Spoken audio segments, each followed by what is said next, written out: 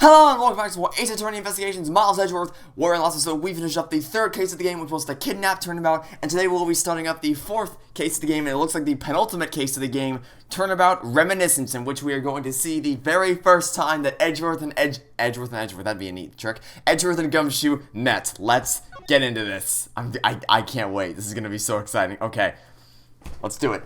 Meeting of the minds. Kay Faraday. The young lady who calls herself the second Yadagarasu. The piece of cloth that she conjured up has taken me back to many years ago.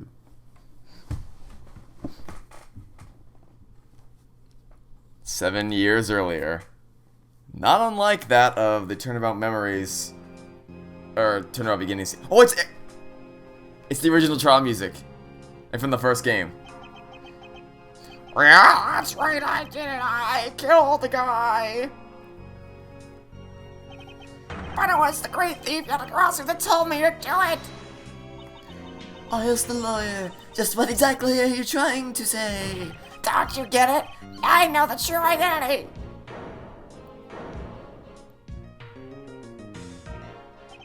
Yadagarasu is the man standing over there at the prosecutor's bench.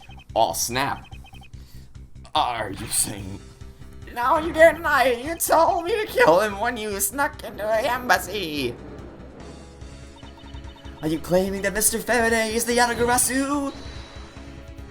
Mr. L, I think we've heard just about enough out of you. Your Honor, please listen to me. I'm telling the truth. You gotta believe me.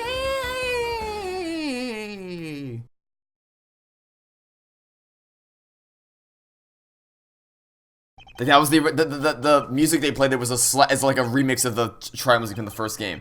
A new prosecutor shall be called to replace Mr. Faraday, and it's the judge. This court will be in recess until the new prosecutor is ready.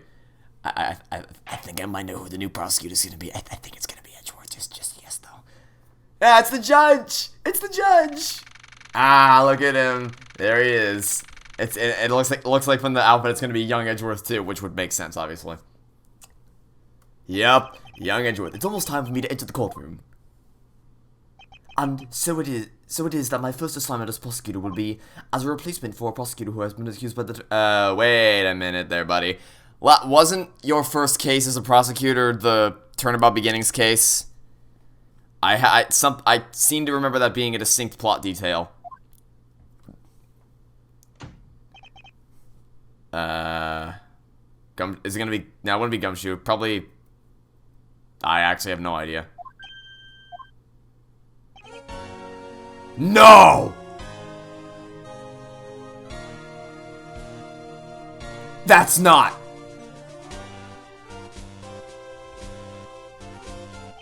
Oh my f***ing god, it is! Holy shit! Manfred von Karma! That's actually freaking incredible.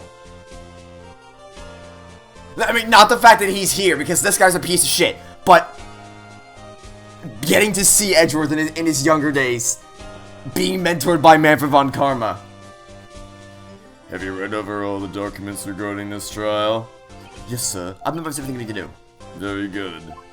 The paperwork for the prosecutor's substitution is just about complete. Edgeworth, always bear in mind that as your mentor, I, Manfred von Karma, will accept nothing short of perfection. I understand, sir. To have the chance to stand in court at such an early stage in my career, I am honored and proud. As I have watched over your studies, I am giving you this very rare chance. Prove yourself. Crush the defendant's pathetic lies into oblivion. Yes, sir. My god. That such a legendary prosecutor is watching over and judging my performance. I have to be perfect in every way. That's such a good way to tie it in. Oh my god, I don't... As in the words of Nate Wants to Battle, Smoke and Guns, left with no words and yet so much to say. Oh my freaking god, the fact that we get to see how Manfred von Karma influenced Edgeworth in these early days. So good, so freaking good. Also, buddy, why are you trying to unjam the trash can? Because I got some news for you, buddy. That's not gonna happen. When those things get jammed, they're jammed for the rest of their lives. This is so good. Hey, is he drinking out of the trash, or is that a water fountain? I've never heard of water that tastes that good. Maybe I'll give you a minute. Okay, I thought he was trying to get the trash can open. Does he put in the entire reservoir dry? Apparently that's a very oddly shaped water fountain. Alright then. So, Manfred von Karma, let's have a chat. Today's trial should have ended in just 1 minute. Because the defendant was picked up by the security camera, correct? Exactly. The killer, even more outrageous, is his claim that the case prosecutor, Byrne Faraday... Byrne Faraday, huh? Okay. So, I mean, that makes sense, because if Kay Faraday really is the second Yatagarasu, then her father would, and then she said her father was her father was the first one. There we go. Huh. Faraday is such a fool. He's been cornered by his very own prey. Sir, are you an acquaintance of Mr. Byrne Faraday?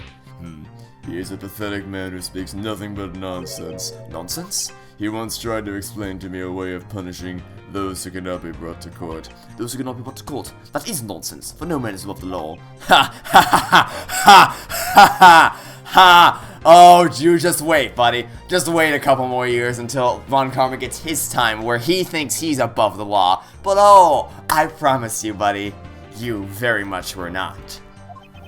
However, there is no reason to even deal with such individuals. A prosecutor is a guardian of the court, one with no obligation to outside matters. Thus, there is no reason to deal with such individuals, I see. Edgeworth, disgracing yourself as Faraday will not be forgotten. Have no fear. In place of this accused prosecutor Byrne Faraday, I'll prove the defendant's guilt. Very good. I've secured an hour of recess for you to prepare to do just that. Show them all the power of Von Karma. This game just keeps surprising. It brings back Emma Skye in the third case. It brings back Franziska von Karma in the second case, but I mean, we knew she was gonna be here because she was on the title cover. And it brings back Manfred von freaking Karma, the main antagonist of the first game, or the final antagonist, I should say. My God. So, have you achieved a firm understanding of the case in the literal 60 seconds since the last time we've spoken? Yes, sir. I remember. Well, then explain the case to me. I want to see if you really know what you are talking about. Understood.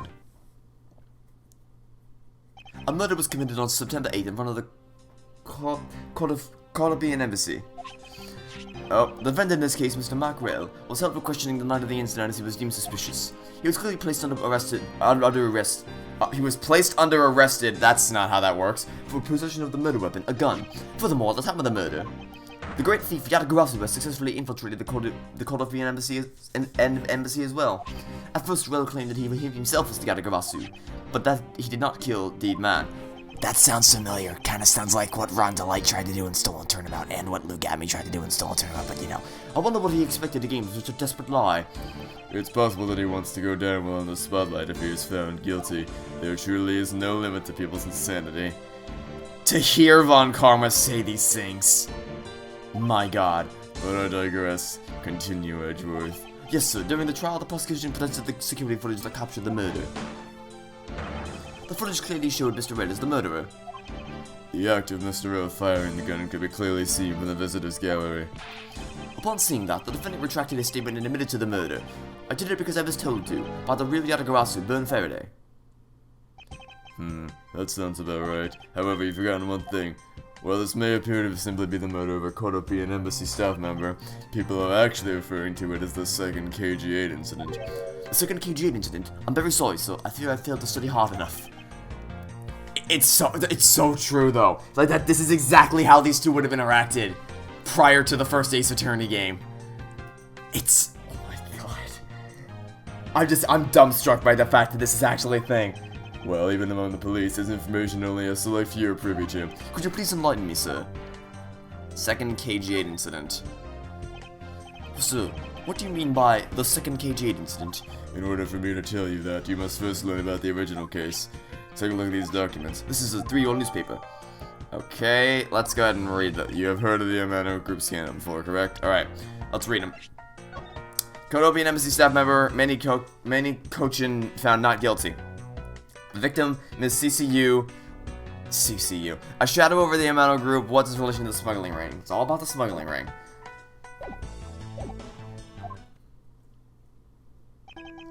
Yes, I have. The secretary of Ernesto Amano, the Amano group's director, was arrested under suspicion of smuggling. Correct. CCU was an employee of the Amano group, and the sole witness to the smuggling operation. It was she who brought the crime to light. However, Miss Yu was silenced before she could testify in court. Wasn't the Kodopian Embassy staff member arrested for the murder?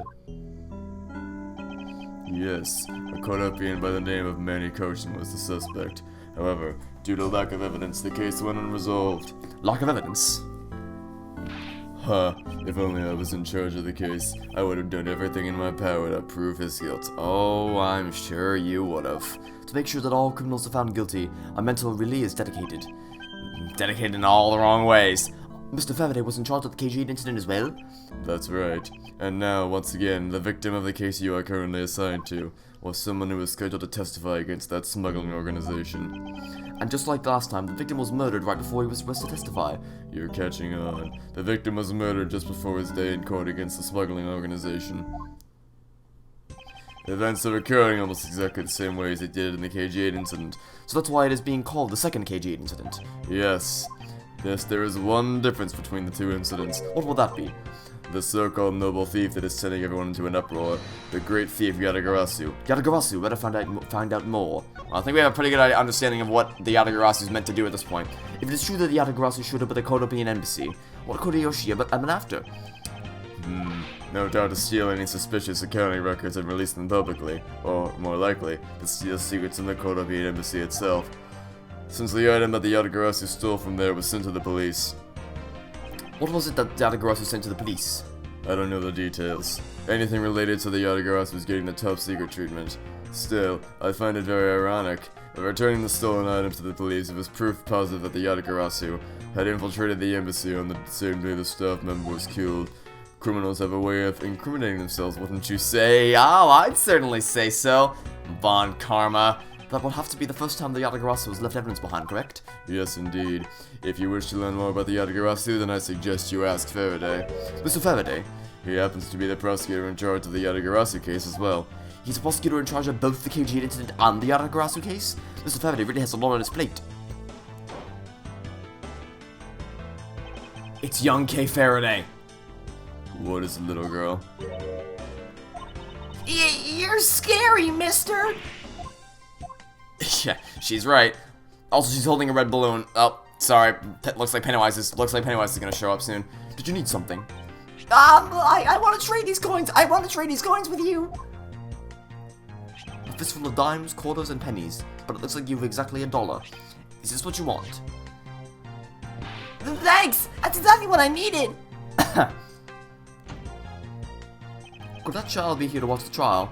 How disrespectful for a child like that to be running around inside the courthouse. Does no one have respect for this country's judicial system anymore?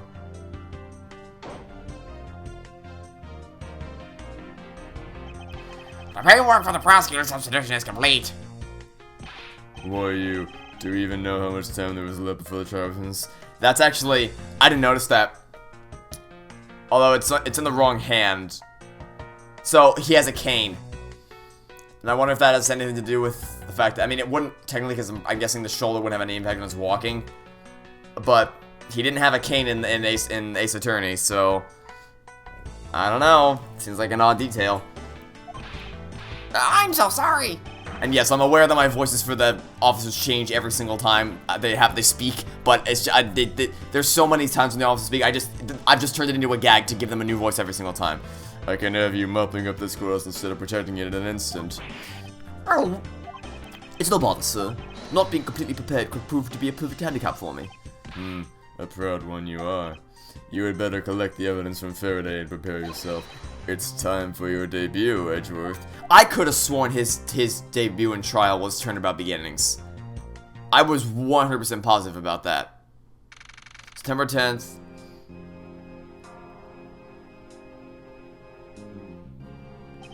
It's the same music. Well, it's not the same music. It's the remix version of the music, but Just what is going on? Why isn't Faraday here yet? How is it possible that the defense is not prepared yet either? Bailiff, where is Mr. Faraday? I'm not sure. I wasn't really paying attention. Yeah, isn't your whole job to pay attention?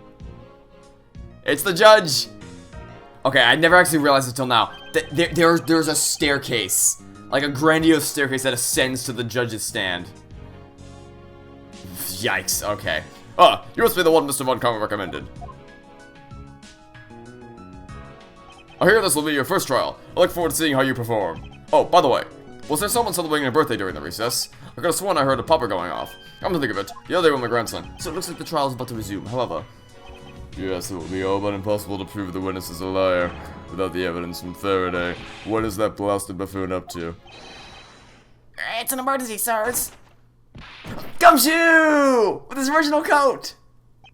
Silence! There shall be no yelling in the sacred hall of law. Oh, buddy, you just wait. Bailiff, remove that man from this courtroom at once. Please! Wait! You have to listen to me! There's an emergency! Defendant, lobby number 2! Mr. Faraday and the defendant! The two of them, they're both dead, Your Honor! Oh! Whoa! Whoa! Whoa! What? Oh, alright then. And all of a sudden everything just got turned on its head. Okay. Stay back. No one's allowed on the crime scene, period. Just who does this oddball think he is? This is becoming quite the hot spot. Isn't she Mr. Bill's defense attorney? Hey you! They're running in the hallway, pal! And who are you to tell me what to do? I'll never find out what's going on like this. It's time for some civil discourse. Okay, well, obviously the first person we're talking to is Gumshoe. And you are? Who, me? Hey, pal! It's common courtesy to tell someone your name before asking theirs. Point taken. My name is Miles Edgeworth. I'm a district prosecutor. A prosecutor? I've never seen a prosecutor as young as you, pal. I've told you my name. Now would you mind telling me yours? Detective Dick Gumshoe, and just recently I achieved my dream of becoming a detective. More than a dream, it's what I was born to do. Wait, maybe I should check and make sure I'm not really in some crazy dream first. This detective is entirely too excited to be at a murder scene. So, Detective Gumshoe, would you mind telling me what you know about the incident? You know I don't have to tell you anything, right? I know that, but it would behoove you to fill me in on what you know. Well, you're a pro one for such a youngster, aren't you? Well, anyway, you're just gonna have to ask him for all the details, okay? As for me, I was going to the door to defend the lobby number 2. So did you notice anything strange while you were on duty? Well, I figured out when I heard a gunshot and it kind of froze. You're a detective and a measly gunshot scared you that much? Then again, I can hardly claim to not know what it's like to hear one at close range. Aww, Edgeworth. Then Detective Beck came running to the scene. We went into the lobby number 2 together and both of them were lying there dead. Is that everything? Yeah, that's it. I was in the hallway for the whole time, but I didn't hear a single peep of a struggle. Interesting. Other than the gunshot, he didn't hear a single sound or commotion. That's odd. If the murder happened in the room he was guarding, you'd think he would have heard something. Take on to his testimony, jot down my organizer. Okay. Alright then. Good talk. I guess now we're gonna talk to everybody else, okay. So you're the defense attorney, huh? Do you have a minute? You know, I'm not really into talking to people I don't know. Especially at a time like this. I apologize for not introducing myself before bothering you. My name is Miles Edgeworth. I was to take Mr. Faraday's place in court. Edgeworth, huh? Never heard of you. So, Faraday's substitute is a newbie, huh? I'll have you know, madam, that I studied under Manfred von Karma. Do not take me for some naive novice. Do not take me for some naive novice. What? What? What was that? Her mouth turned wider than freaking Maya in like the first instance whenever she went, what was that? Her head just ballooned all of a sudden. So you're a student of Von Karma. I should have... What is so funny? Stop right there. These are the comments of one who gallantly presents the facts. What is so funny? Thanks to the great laugh, but trying to make me laugh. I said a thing and you reacted. It's like, what? I said a thing and you reacted to it. It's not my fault that the thing I said made you laugh. Because I promise you, the thing I said was not funny. I wasn't trying to do anything of the sort. Ah, just kidding. I was just goofing around. You realize that there are people who were just murdered on the other side of this door, right? I don't know that I'd be cackling maniacally right now. By the way, do you know who I am? My name is Callisto Yu. Wait, wasn't the name of the freaking Oh no. Oh no, chills down the spine. There they go. But of course, I have heard much about you, Miss Yu. Ah, but of course, I have heard much about you. You're a regular Shakespeare. Did I say something funny? I guess not, but I said you were not pointing out the fact that her last name is the same as that of the victim in the first KG8 case. Seems like something worth pointing out. I'd like you to update me on the situation. I don't really know anything. Why don't you try talking to this detective? I tried the first one and it didn't work. If that's the case, then why are you here? Jeez, why is it just me, or does everything make you laugh? It's just like the way you speak is so tactless. Oh, good God. The person I was going against in court until only a little while ago was just murdered. It's not like I could go back into the courtroom pretending as though nothing happened. That's a good point. I apologize for asking such an insensitive question. It's fine, don't worry about it. Okay, well, that didn't get me anything, so now let's go talk to Mr. freaking... I don't know, I don't have a nickname for you. Excuse me, but who are you? Tyrell Bad. My name is Detective Tyrell Bad, and I'm a real bad dude. Homicide. I was informed of the... How did you arrive at the inspector body before me? Faraday requested for me to testify in the trial, plain and simple. Mr. Faraday requested that you be here. Okay. I've already contacted HQ about the situation. I've got nothing to say to you, kid. Kid? I'm Mr. Faraday's substitute in today's trial. Therefore, I insist that you update me on the situation. I can't back down here. I have a right to know. Do I need to teach you a thing or two about how to talk to adults, kid? Is he threatening me? Is he going for his gun? It's just a mirror. How dare he trick me like that?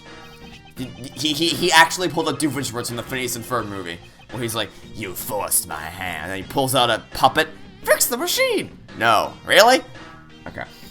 By the way, watch that movie, it's amazing.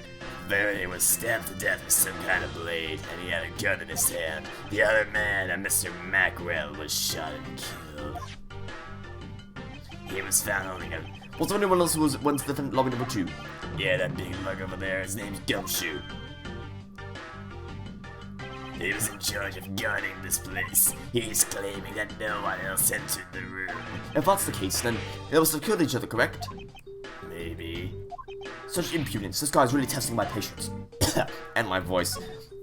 Although I notice my threshold for voices that make my throat want to die just keeps going up with each case we play. Why was I not informed that you were going to testify in court? Like, remember when Gumshoe's voice hurt my throat? Like when doing the, "Look, pal!" Like when doing that was enough to make my throat want to die. Now it's just, I can do it as naturally as I can Edgeworth voice. Like, oh, how times have changed. Homicide's not my only gig. The Yatagarasu case is also one of my assignments. So you were called upon to comment on the Yatagarasu's characteristics in order to assess if Mr. Faraday really was the Yatagarasu or not? Well. Looks like you just might have a brain after all, the head of your son. Son? I'm not your son, Pops.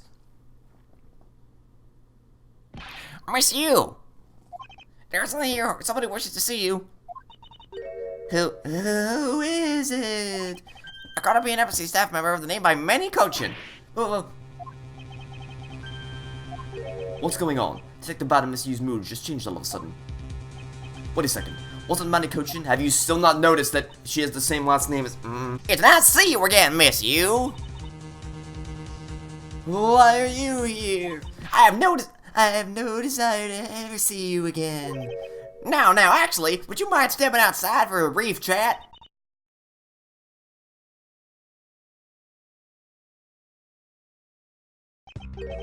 Bud.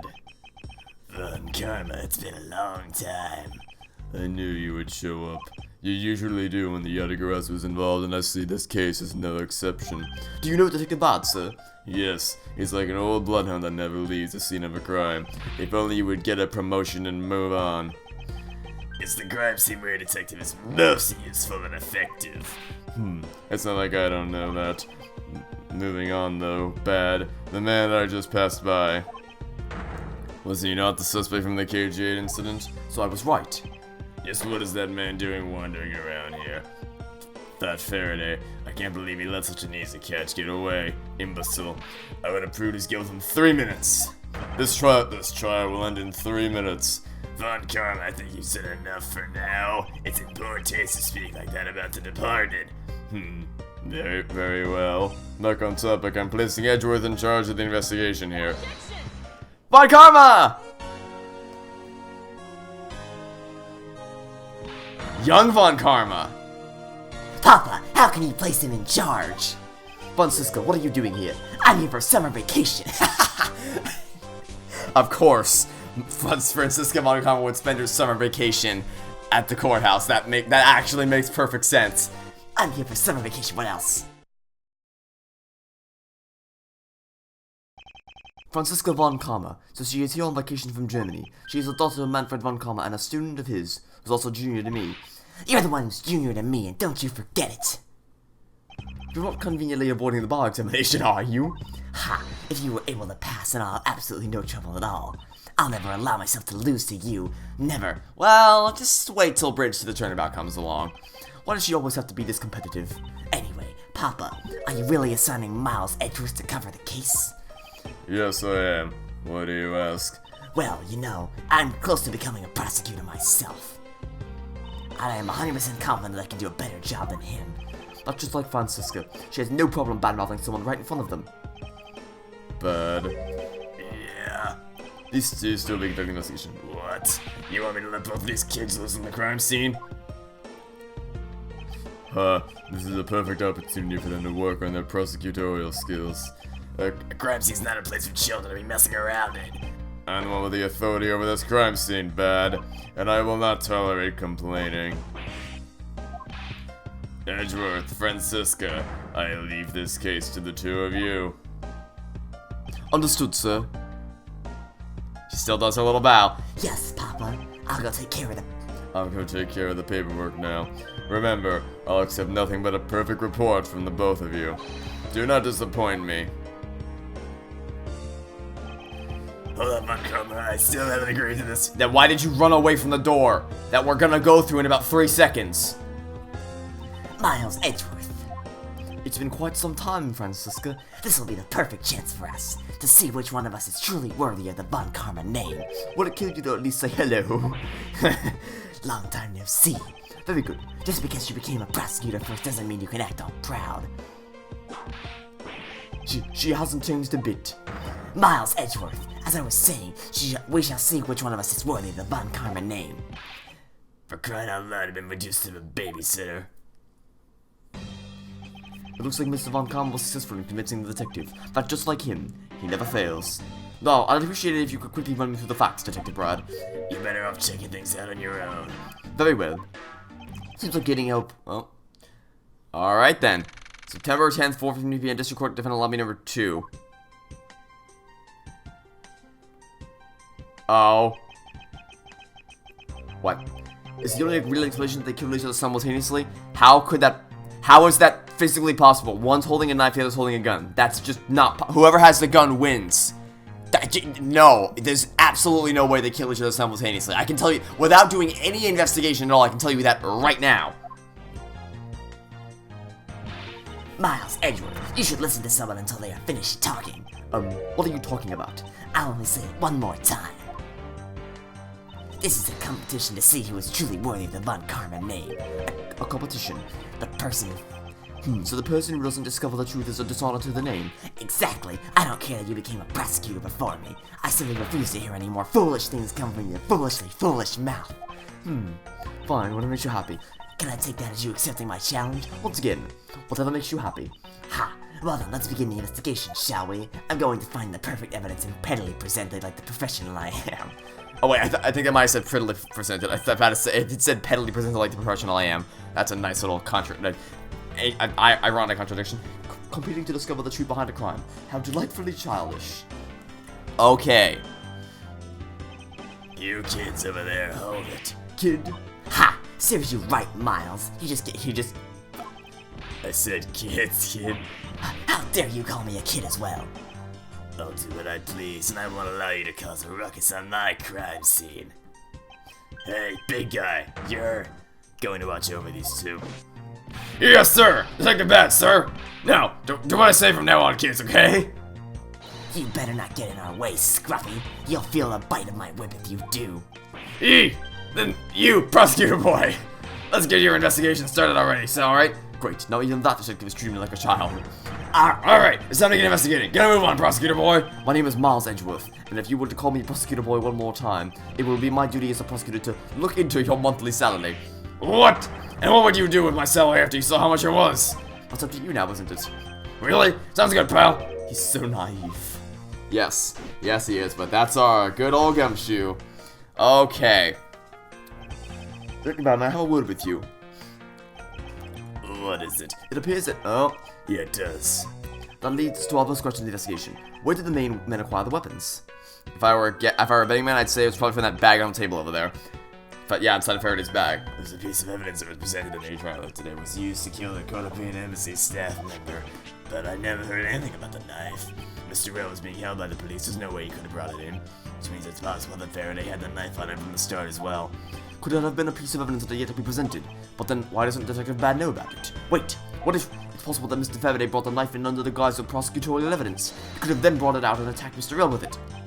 Huh. Maybe you got a brain in that. You've said that already. Is he going to shoot like a child forever? Yes, he is. It looks like Mr. Faraday attacked Mr. Rell first, who then counterattacked. That's the only logical conclusion you can draw from a scene like this. Not yet. I feel that it's much too early to be drawing conclusions already. I must first find conclusive evidence so as to ensure the honor of that Von Karma name. Not sure that's something you want. Okay, well let's check the bag, see if there's anything else interesting in here. There's some stuff in the bag, pal. I suppose this was Mr. Faraday's bag. It's probably the trial evidence I was supposed to collect from him. This is the evidence? Ah, I better not touch it, it'll leave prints on it. do you just not pay attention to anything you do? I'm gonna guess no, okay. What is this thing? There are some plastic bags on the table. There's a tea set too, but it doesn't seem to be any sign of a disturbance. Yeah, that table's all neat and tidy. Okay. Don't know how it's gonna be relevant. Maybe they were super quiet in a scuffle? That's not how that works. I know I didn't hear anything from the hallway, which I don't know how that's physically possible. Maybe the plastic bags scattered on the floor throwing us off? I don't know how you could possibly have not heard anything. Okay. Well, I guess we should probably examine the actual body. At first glance, it seems like they must have killed each other. However, Using logic, the logical conclusion is... Aha! what was that outburst for? My detective instinct just hit me real hard. It was Mr. Rell that fell first, see? You don't need a detective's instinct for that, it's common sense. But I suppose we won't know much more than that until after I examine the bodies. I want us to inspect every suspicious looking nook and cranny. Okay. Well, let's see what we got here. There are some plastic bags, which there were some. Wait, can I not examine the plastic? There we go. There were some of these on the table, so Those bags are for keeping evidence safe, pal. I know that. I know that much, detective. You sure are good at this stuff, aren't you, pal? Normally, I'd be happy when someone compliments me, but when it's this guy. Anyway, could these plastic bags be evidence of a fight between the two men? Maybe. Okay, well now let's look at the gun. We're gonna look at both weapons. First the gun, and then the knife. Look at Mr. Faraday die while holding the gun in his right hand. So we shot Mr. Riddle and then fell on top of him while still gripping onto the gun. I guess that does seem kind of strange, huh? I mean, why would Mr. Faraday know how to fire a gun? It's not exactly rocket science. Even I know how to pull a trigger. Although I don't ever need to use one. I hope I never have to fire a gun either, pal. But it sure does look cool to hold a gun in your hands. It appears that the police's screening procedures need a thorough review. Anyway, I should jot down some notes about the handgun in Mr. Faraday's hand. Okay, good to note. Now, let's take a look at the knife over here.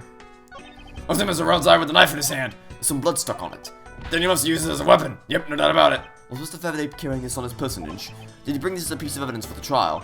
Or did he bring it with a very different intention in mind? I should jot down some notes about it. Okay, so, what else? What have we learned there? Well, is there anything else of interest here? There's a black mark here. The bruise. Seems all black down here, see? What it could be? If you look closely, this washing pattern resembles an ink stain. It's Bendy! Bendy's the killer. It makes perfect sense, guys. There's an ink machine somewhere in the building. We gotta go find it and stop Bendy. An ink stain? Yes, I usually get ink on my own hand when I use my feather pen. A feather pen? I've never seen one before. Sure you are making it up, pal? I promise you, I am not. Mr. Red's cause of death was from being shot, correct? That's what we think, but it's hard to tell with them lying face down. Death is bad enough, but it's truly lamentable that someone would try to hide the truth. Are you sure they were trying to hide something? I can't confirm, Mr. Detective Bad, I'd like to examine the bodies in further detail if possible. What's this? You're not able to form a theory with them the way they are? I believe an examination of the bodies is vital to finding the perfect evidence, don't you? I suppose you do have a point. Well, hurry up and get on with it. Yes, sir. We're taking enough photos of the scene, sir. And there you have it. Do you not approve? Of course not. What? Investigation of a crime scene is the work of a detective, not such a thing. Hey, big fella, turn over the bodies for me, will you? Okay, please give me Mr. Faraday, sir. Gumshoe, do not get emotionally involved. Remember, you're a detective. Yes, sir. Understood, sir.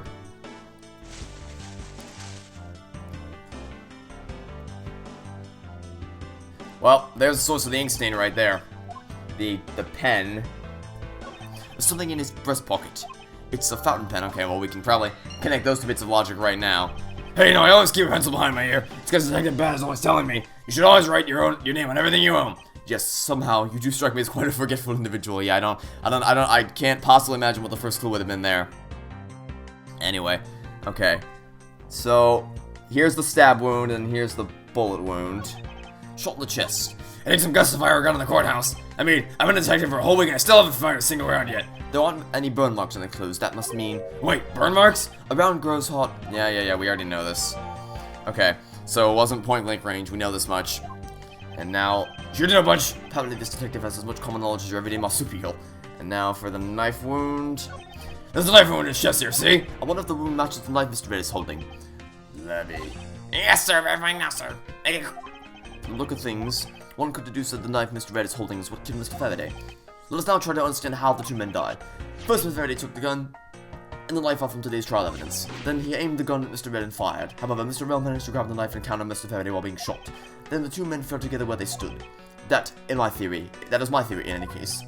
What a crazy way to go. Still, something about that explanation just doesn't seem right. Okay, well now we have some crime scene notes, so that's good to know. But now what I want to do, I believe I now have a photograph of what happened here. We'll go into logic mode. We have some logic pieces to connect. So first things first, ink stain, fountain pen, and pockets.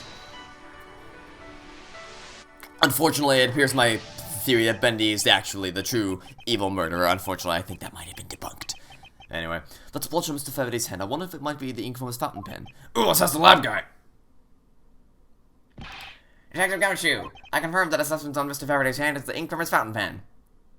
I see. Go to work. You know, I've always wanted to say that, even if it was just one time in my life. If Mr. Faraday wrote with his fountain pen in his left hand, I think it's fair to assume he was left-handed. It appears that Mr. Faraday's pen is very important to our case as well. Okay, if you say so, pal. Okay. So, he was left-handed. Actually, we can probably connect these two as well. Because it's plastic solids on the table undisturbed, but there's strewn about. There's gotta be a connection there. There was a very tidy pile of plastic bags on the table, and yet a portion of them were scattered on the floor as well.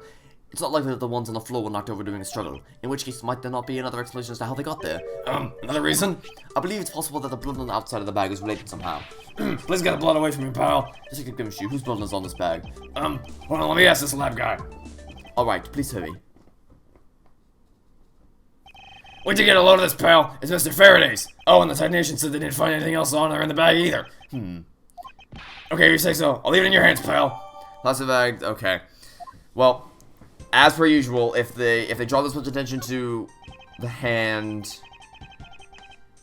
Okay, there's a contradiction. Can I not deduce this? Wait a minute. Wait, am I wrong here? Hold on, let me check this again. Crime scene notes.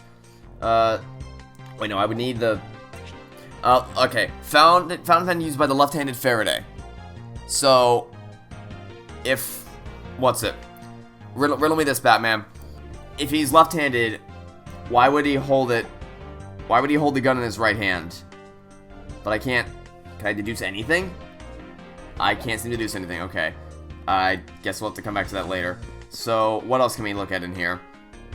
There's a TV here, which is odd, right? Why would there be a TV? Whoa! What is it, Detective Gumshoe? My TV at home is so tiny compared to this one, pal. then perhaps you should purchase a more normal-sized television like this one. Oh, let me see here. Wow, this thing is huge. Ugh! And way too noisy. You're the noisy one, Scruffy. Don't touch it, you got your fingerprints all over it. But I didn't touch it. Preservation of the crime scene is the foundation of detective work. The foundation, Sounds like something the rookie here needs to show up on. Well, that didn't do anything for us. Is there anything else? There's a window here. The window is open and there's a fresh flower scent in the air. The flowers in the garden down there are so gross and ghastly. Do you think maybe you could try offering something useful for a change? Or at least there's no way someone escaped to this window, pal. They wouldn't wake up and smell the flowers as they fall from the 3rd floor. Are you willfully ignoring the fact that there were also iron bars in the window? Okay. Yeah, I guess there's that too. Either way, no one can get through these windows, right? They thought of everything when they were designing this courthouse. Very nice. I guess there's not much else to investigate, huh? They really did kill each other. No, we can't conclude that quite yet. There's still something behind very peculiar here. The theory that they simply killed one another is too simplistic in this case. In fact, there was actually a contradiction that shows there's another possibility. No way, pal, really? I suppose I would just have to show you the conflict in this crime scene. I won't listen until it's suspected. Oh, now I can deduce things. Nice.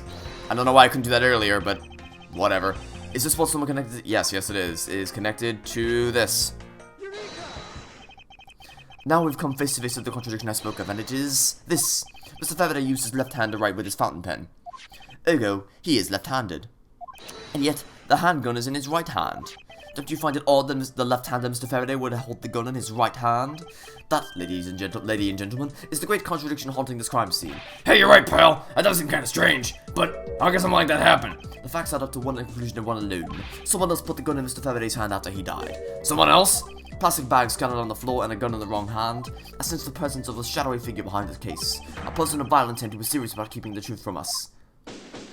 Okay, investigation complete. It's a little nonsense that I couldn't just deduce the gun immediately, but whatever. I guess maybe because I hadn't gotten the logic about the window yet. Whatever. Here's the autopsy report. It is probable that Mr. Bell survived for a short time after he was shot. However, Mr. Faraday died instantaneously from his stabbing. I would have assumed it to be the reverse. I definitely would have thought it was going to be the reverse. It looks like we now know everything we need to know about this case. Are you sure we know everything? Of course. The incident began with Mr. Faraday attempting to get his revenge. The prosecutor went into a rage from being accused and tried to kill the defendant. But the defendant fought back and they ended up killing each other. It's all very clear and simple. There was absolutely no margin for doubt. Do you really believe that to be the truth? Ha! Are you saying this because I figured out the truth before you, that you don't want to believe it's true? It's alright. If you disagree with my argument, then prove me wrong. Don't worry, I will. Edgeworth vs. Franziska. Except this time we're not actually just repeating what we did in the beginning part, like we did in Turnabout Airlines. Mr. Faraday's death was instantaneous while Mr. Rell survived for a short time. From this, it is obvious that Mr. Faraday died after he shot Mr. Rell, and Mr. Rell, while on the brink of death, stole Mr. Faraday's knife and stabbed him. We don't have proof of that. Those are the facts of this case. Mr. Faraday's death was instantaneous, therefore he must have survived death. Proving that logic to be false is probably the fast way to show that it's wrong. In that case, you should look for any holes in the theory. Well, we don't really have any proof of that, but I also don't have any proof to disprove the fact we don't have proof of that, so instead, what we do is press. So you believe that the dying Mr. Rell stole the knife from Mr. Faraday? Mr. Rell became desperate as he did not want to die. Human beings can do amazing things when they are put to the test. So the two men struggled, and in the end, Mr. Rell was able to grab the knife and stab Mr. Faraday. The messy condition of this room is a testament to their struggle. Yes, my logic is perfectly sound. You don't seem too sure of yourself there. Can you really say that it's perfect? What are you insinuating? Nothing. However, one must be clear and precise, so if you could append that to your statement to your testimony. Fine. A struggle in Mr. Rell's loss of strength to counterattack Mr. Faraday. Yeah, but I'm guessing Gumshoe would have heard this. There's no way Gumshoe wouldn't have heard this. And where does he say? Didn't hear a sign of a struggle. How?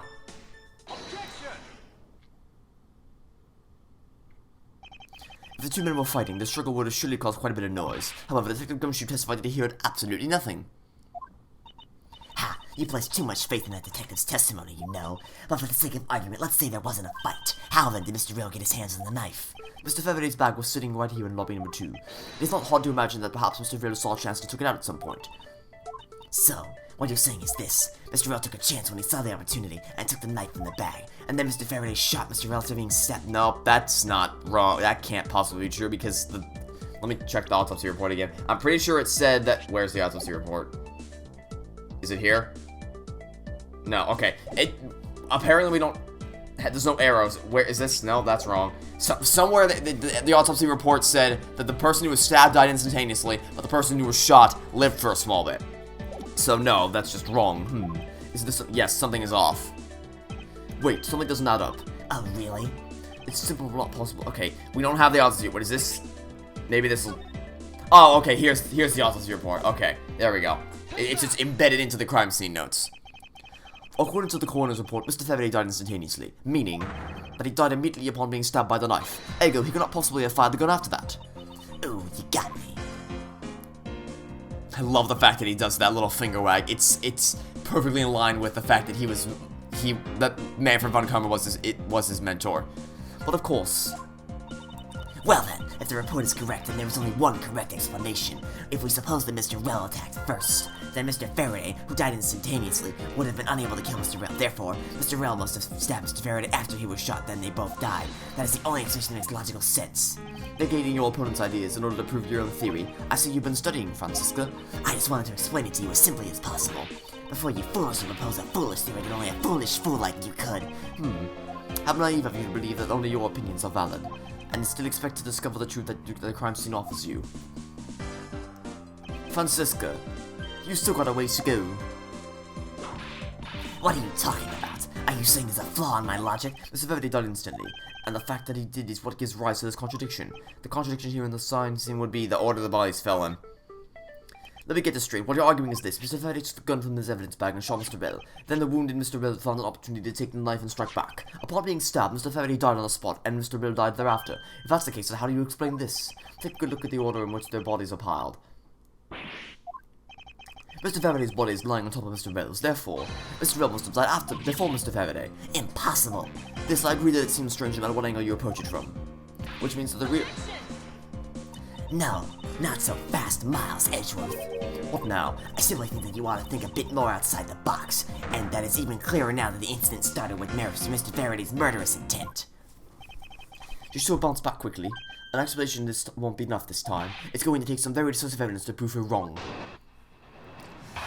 Okay, here we go. What happened to part 2? It was just a chance that Mr. Faraday's body fell on top of Mr. Rell's. The two bodies fell into a pile, which indicates that they attacked each other at the same time. Not necessarily. It may be likely, but it's not necessarily true. So I'm gonna need you to clarify that. Okay. Ta-da. What do you mean by they attacked each other at the same time? I assume that Mr. Faraday had the two different weapons in his hand. He made to attack Mr. Rell while holding both a knife and revolver, and then, after Mr. Faraday fired the gun, Mr. Rell grabbed the knife as he was falling and stabbed Mr. Faraday. That is how Mr. Rell went. At close range, that is more than possible. Yes, it is possible, but... Well, if you have any other ideas, then show me what you got. Oh, I will. And to that extent? I don't see any point to that, but as you please. That fact indicates that they attacked each other for the same time for close range. That's not possible because there were not any burn marks.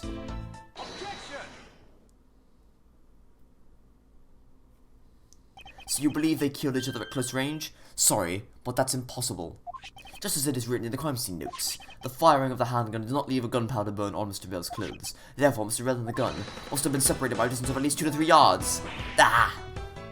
Yes, this is by far the biggest contradiction. The two, and with there being no chance that Mr. Bell moved that far after being shot, that leaves only one possible explanation. What a completely foolish line of foolish thought from a thoroughly foolish fool. If I'm not right, then who was it that made the first move with the intent of the kill? The person that attacked first with the murderous intent, that would be neither of them. Because no matter which one of them we say attacked first, that just raises more questions. Someone else had to be here. Here in this room, contradictions appear no matter which man we claimed attacked first. Thus, there can only be one explanation.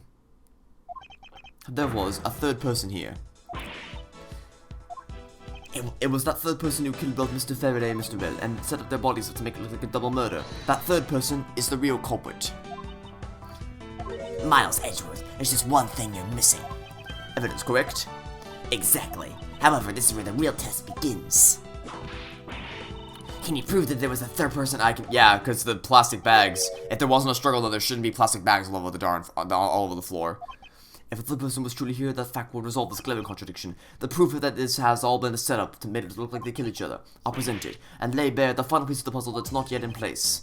And that would be the plastic bag.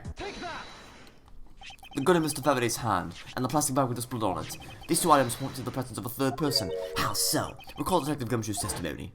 I was in the hallway the whole time, but I didn't hear any single peep of a struggle. If there wasn't a struggle in this room, then there shouldn't be any plastic bags on the ground, meaning that someone else must deliberately scatter them around. Do you not see the possibility in this? Disregarding the gun for the moment, there's a high probability of blood splatter where the knife was used on a person. If the culprit held the knife with a plastic bag around it, they could use the bag to catch up any blood splatter from when they reviewed the knife. Then by spreading a few more plastic bags around, mixing the bloody one in with them, and arranging the room to make it look like there was a struggle between the two, then they were able to conceal their presence.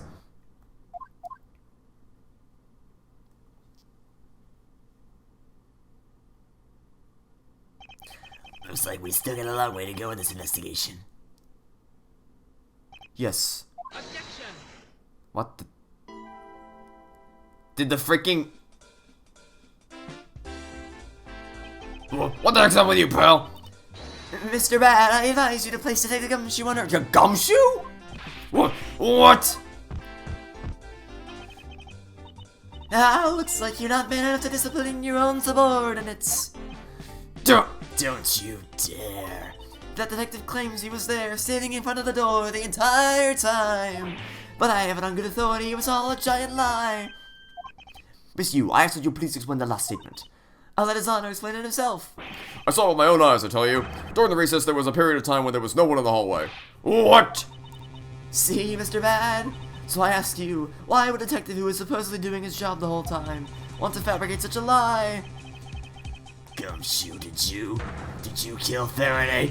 No! Of course not, sir! It would appear that the one who set this whole crime scene up is that detective, which... It looks like your perfect logic has just come tumbling down, Miles. I was in the hallway the whole time, but I didn't hear a single peep of a struggle. Was that statement really a lie? Detective Gumshoe, you're now a suspect in the murder of 2 men. Now spit out the truth or so help me. Hey, I haven't let anyone, sir, I'm honest. I really was there. I was in the hallway the whole time. This is bad. I ask that you please do not act without my permission. After all, I'm the one that is heading up this investigation, am I not? Don't talk like you know what's going on, boy. All I want is for this investigation to run perfectly. Perfection is the only wish irresistible from Von Karma, after all. Therefore, before you take Detective Gumshoe into custody, I'd like to set the record straight on something. And what's that? What you asked... the motive. I'm gonna need to find out, like, what reason would he have had to kill these people? I suppose the one thing I'd like clarified is Detective Gumshoe's motive for committing this crime. Motive, huh? Gumshoe, you got a grudge against Faraday or anything? No, sir! Not me! Not a single bad thing against Mr. Faraday, sir! Is that a fact? You really have a problem with lying, don't you, Detective Gumshoe? I'm telling you, I am not lying! The more natural you act, the more suspicious you become, you know. If you want a motive, Edgeworth, I have one for you right here. Could you please share it with us? However, because all I'm interested is the perfect explanation. Oh my god, I'm not. This isn't funny. I'm not a comedian. This is serious. Think of Ming Ming from the Wonder Pets. This is serious. Okay, I can't wait to hear about Gumshoe's motive. It was about a week ago. I saw the detective get chewed out by a livid Faraday in front of the precinct. He stood there super pale as Mr. Faraday yelled, "That's a salary cut for you, nitwit." A brand new detective suddenly getting a salary cut. That's reason enough for a grudge. Well, that's not for the perfect explanation. No. That only deals with Mr. Faraday. What about Mr. Rell? You kind of forgot to give a motive for Mr. Rell. You can't do one without the other. No matter how many I get, I can never hold a grudge. Quiet. We can't trust anything you say. Sir! There's nothing wrong with the motive she proposed per se, but there are some gaps in her logic that need to be filled in. Mr. Yu's perfect explanation may not be so perfect after all. Yeah, it's not perfect because she only filled in half of the motive. You got a motive for Faraday, great. What about Rel? You call your explanation perfect? Unfortunately for you, it's just not up to my standards. Oh, is there something you want me to clarify in that case? What should I do? Should I raise an objection? Of course you raise an objection. Alright, if you could clear this one thing up for me, motive for killing Mr. Rel. I understand that Detective Gumshoe's potential motive for killing Mr. Faraday, but however, what about his motive for killing Mr. Rel? His motive for killing Rel? Then I doubt this incident would have occurred, wouldn't you agree? Is there anyone else who might have had a grudge against either of the two men? Or should we look into that ourselves? Well, I mean, let me go to the KG8 incident thing. There's probably someone here. 7 remaining coach and found not guilty. I mean, yeah, probably him, right? He would have great reason to see he was directly involved with that incident, so yeah, he would definitely be the one with the motive for both of them. Oh, in that case, I have absolutely no idea. What? But that's impossible. Oh my god, would you stop with the laughter? Can you please not glare at me like that? It makes me laugh. Okay, do you want me to just, like, turn and face the other direction? I'm looking behind me now. I'm looking at a wall. How about now? Are you laughing now? Yep, you're still laughing. It's not working. Well, anyway, the way I see it, as long as he had a motive to kill one of... No, but that's not how that works. That's not... Oh, would you care to explain your logic? And this time, please try to provide a truly perfect explanation. Stop being so uptight, or is that a requisition for being von Karma? Before Edgeworth and Franziska actually had their character growth in the original trilogy? Yeah, I'd say so. Miles Edgeworth, I demand you shut this rude woman up. I wish you'd both just be quiet for 1 second. Oh well, I guess I'll have to explain it to you kids. Good God. Okay. No one else... Yeah, there is. Yes, nothing else you say is relevant, because yes, there definitely is. I wonder if that's really the reason. Is there no one out there? There definitely is. Yep. Is there someone else? Yep. Just let me get to the part where I can present it. Motive to kill the men. Yes, there is. There is indeed someone out there. And it's all shown right here. Mr. Yu, I believe there is someone you overlooked in making your statement. Or rather... We are looking for someone with a reason to kill both Mr. Faraday and Mr. Rel. I can think of at least one person who fits the bill. He was a suspect in the original KG8 incident, and a member of the Confront embassy staff, Mr. Manny coaching. That's right. The very man who came to visit you earlier out in the hallway. The man who killed a member of the Confront embassy staff, Mr. Rel. And the man who was the lead prosecutor of the KG8 incident, Mr. Faraday. Are you telling me that Mr. Cochin has no reason at all to kill both of these men? Well, I suppose he might have a reason or two. You coming for me, pal? Maybe you're right, not such a bad guy after all. Don't get ahead of yourself. Just the perfect evidence, the perfect testimony. These are the only things I wish to hold. But I didn't do it! You will stay under my authority and go investigate Mr. Manny Cochin for me. And remember... You want to investigate Cochin? You just be wasting your time. And why is that? Cochin was up in the viewing gallery watching the trial. Or so I was told. Every cop in this place has been keeping an eye on the guy since he arrived. Then the only real suspect we have is still Detective Gumshoe. I suppose so. No way, come on, Detective Barrett, you gotta believe me, sir. I really was in the hallway the whole time, sir. I never took a single step into this room, sir. Okay, then are you saying there was someone else who passed through the hallway? No, there was no one else, sir. Then why should I believe you didn't do it? That is one incredibly foolish detective. Standing right in front of a crime scene all by himself is as good as a confession of guilt. I have to admit it's a bit strange. Most criminals will fabricate some sort of lie to escape their crimes. And if the detective really wanted to prove that he is innocent, you'd think he would at the very least offer up, I spaced out while on duty or the like. Come on, Gumshoe. Time for your interrogation. Detective Barrett!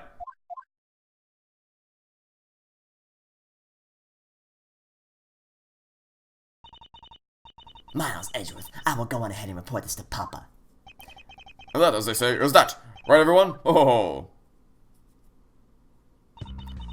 Well, I suppose we should both be getting back to our real jobs now, Before we do, Miss Yu, there is something I'd like to speak with you about. What is it? I would like to... Okay, let's have a chat. So, what did you want to ask me about? The KG8 incident. The cold case of the murder of the Cordopian embassy staff member. I've heard that people are calling it the second KG8 incident. Only among you law enforcement types. And what about it? I'd like for you to tell me everything you know about the original KG8 incident. I'm afraid I can't help you. I don't know anything beyond what was reported in the papers. No, I believe you know much more since you are directly tied to the KG8 incident. I'd appreciate it if you'd stop with the false accusations. Baseless outbursts are useless both inside and outside the courtroom, don't you know? I do, but I also know that I do have a leg to stand on here. Yeah. God, enough with the laughter already. I'm not Jerry Seinfeld. I'm not going to make... I'm just going to have to show her exactly how she related to the KG8 incident she is. Well, okay, so at least finally we figured... Oh, no, I said at least finally Edgeworth figured out that her last name is directly connected. That's you. I believe that I have proof of your connection to the KG8 incident.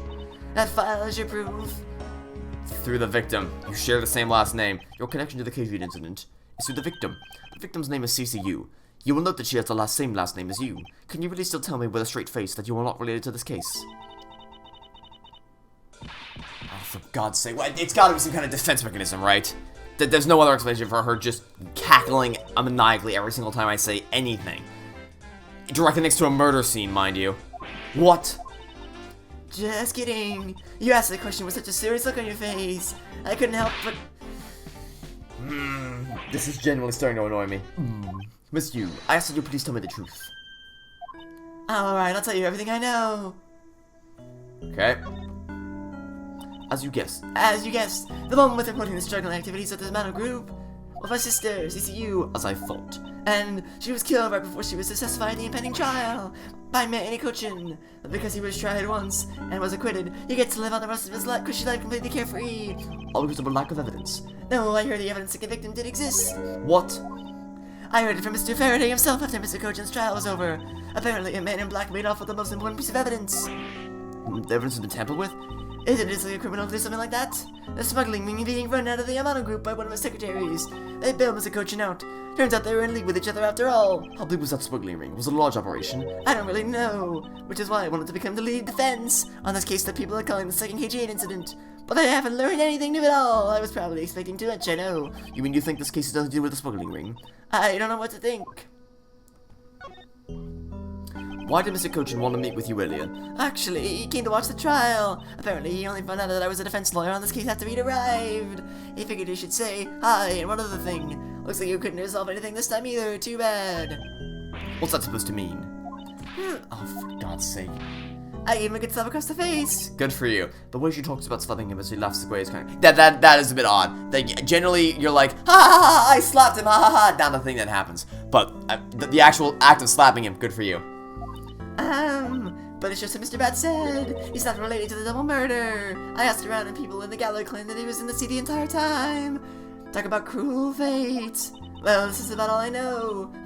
Sorry. Guess it wasn't much help, huh? That's not true. I'm sorry I made you recall such a painful time in your life. You will need to learn to relax. We wouldn't want you to die of stress, would we? Thank you for the advice, but there's no need to worry. I work in my own way, and I will catch this criminal in my own way as well. You'll see. I'm making no such face. Did you know laughter is the best medicine, Edgeworth? Not always. Don't you get tired of making such a serious face all the time? I'm charged with making sure that all criminals of this world are found guilty. I have no need for laughter. There you go, making a face again. Oh well. I gotta get going. I still have a few loose ends to try up.